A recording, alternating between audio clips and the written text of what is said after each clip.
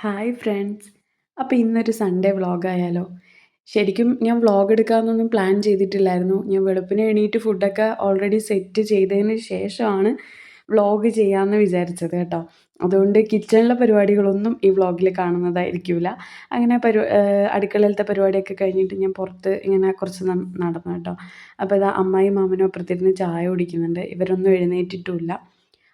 അമ്മായിയും മാമനും എപ്പോഴും ഇതുപോലെ രാവിലെ ഒരുമിച്ചിരുന്ന് ചായ കുടിക്കും കേട്ടോ.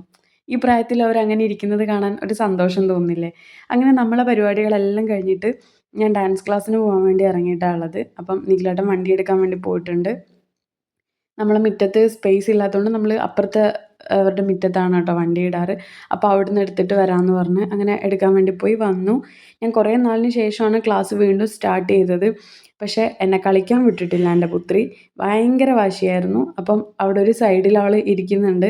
ഞാൻ ഇവിടുന്ന് അനങ്ങിയ അന്നേരെ അവൾ കരച്ചിൽ തുടങ്ങും. അത് കാരണം ഞാൻ അവിടെ ഇരുന്നുകൊണ്ട് വീഡിയോ എടുക്കാമെന്ന് വിചാരിച്ചു. ഏതെങ്കിലും ഒന്ന് നടക്കുമല്ലോ. അങ്ങനെ അതൊക്കെ കഴിഞ്ഞ് വീണ്ടും നമ്മൾ നിഖിലേട്ടനെ വെയിറ്റ് ചെയ്യാണ് കേട്ടോ തിരിച്ച് പോകാൻ വേണ്ടിയിട്ട്. അങ്ങനെ തിരിച്ച് വീട്ടിലേക്ക് എത്തി ഫുഡൊക്കെ കഴിച്ചു. പെട്ടെന്ന് തന്നെ നമ്മൾ റെഡിയായിട്ട് വീണ്ടും വീട്ടിൽ നിന്ന് ഇറങ്ങി. എനിക്ക് വീഡിയോ ഒന്നും എടുക്കാൻ പറ്റിയിട്ടില്ല.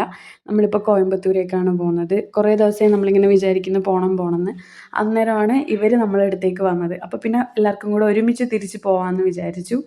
അങ്ങനെ വഴിയിൽ അത്യാവശ്യം ബ്ലോക്കും കാര്യങ്ങളൊക്കെ കിട്ടിയിട്ടുണ്ടായിരുന്നു. പക്ഷേ എല്ലാവരും കൂടെ വർത്താനമൊക്കെ പറഞ്ഞ് ജോളി ആയതുകൊണ്ട് നമുക്ക് വലിയ ബോറടിയൊന്നും ഉണ്ടായിരുന്നില്ല. അതിൻ്റെ ഇടയിൽ കുക്കി ഭയങ്കര കുരുത്തക്കേടായിരുന്നു. ഇപ്പം വളർന്നു വരുന്നതിനനുസരിച്ച് കുരുത്തക്കേടും കൂടുന്നുണ്ട്.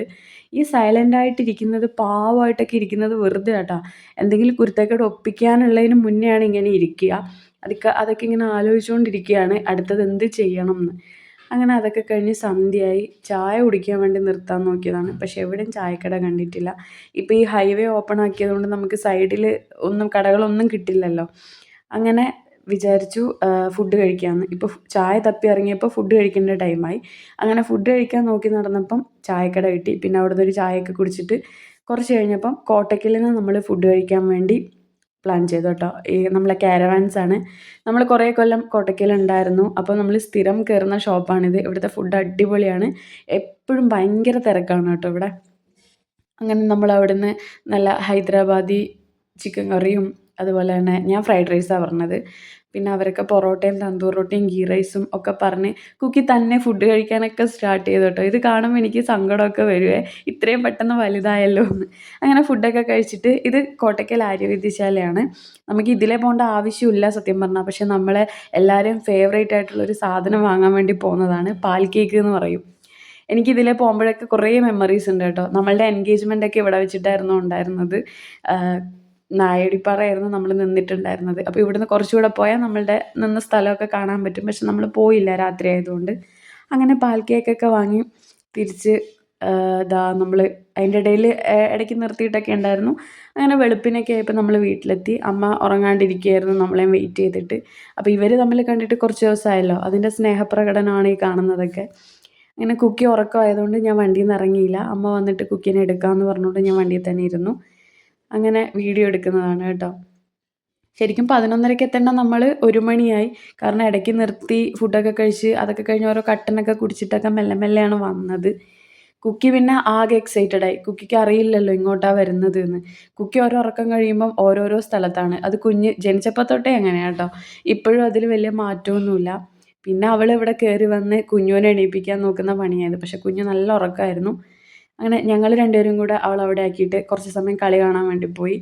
ബ്രസീൽ പുറത്തായത് ചെറിയൊരു സങ്കടമുണ്ട്. കാരണം ഇതുവരെ ഇത്ര നേരത്തെ പുറത്തായിട്ടില്ലല്ലോ. സെമി ഫൈനൽ അല്ലെങ്കിൽ ഫൈനൽ വരെയെങ്കിലൊക്കെ എത്താറുണ്ടല്ലോ. അപ്പോൾ ഇപ്പോൾ പെട്ടെന്ന് തന്നെ പുറത്തായപ്പം എന്തോ ഒരു ചെറിയ വിഷമം പോലെ. അങ്ങനെ ഞങ്ങൾ കളി കണ്ടുകൊണ്ടിരുന്നു. കുക്കി കുഞ്ഞുവിനെ ഉണർത്താൻ നോക്കിയിട്ട് ഉണർന്നില്ല.